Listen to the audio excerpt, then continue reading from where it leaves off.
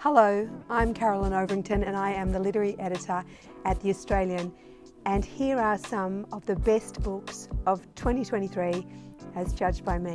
The first one, How to Love Your Daughter.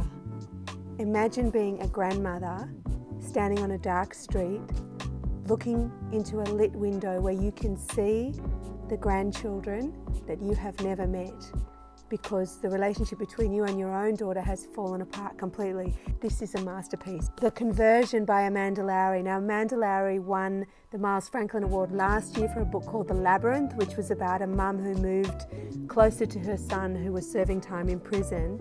This is about a couple who have decided to convert an old church into a house. You know, sometimes you go into the countryside and you see a church that's been turned into a house. That's the project that they've decided to embark on. But you get the feeling that there's more going on underneath the marriage than she's letting on. Richard Ford, winner of the Pulitzer Prize and just about everything else in America. I love a big American book. And in this one, our protagonist, Frank, has grown old. He is retired. He is traveling around the United States with his son, who has a degenerative illness. Decrepitude is on everyone's mind as father and son travel around in what could be the last journey for either of them. Another masterpiece. Our own Julia Baird. Bright Shining is a meditation on the concept of grace. It is so difficult to define grace. It's the idea that beauty and kindness and generosity can exist in the world even alongside the awful things that happen.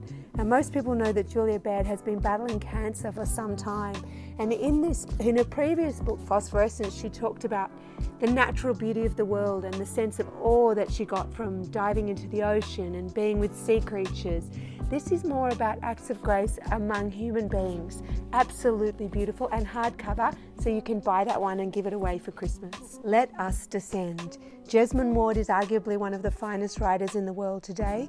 This is about the passage of slaves as they make their way from one part of America to another. This is a really beautiful book. Jesmyn Ward at the top of her powers. And the final book in my collection of the best books of 2023, our own Christos Tsiolkas, The In-Between. Somebody said to me when I recommended this in my books pages, but isn't it a gay love story? Yes, it's a gay love story. It's about two people who are in their 50s, who go out on a date, they met on an app, they find they really like each other. They are, in my view, the best books of 2023.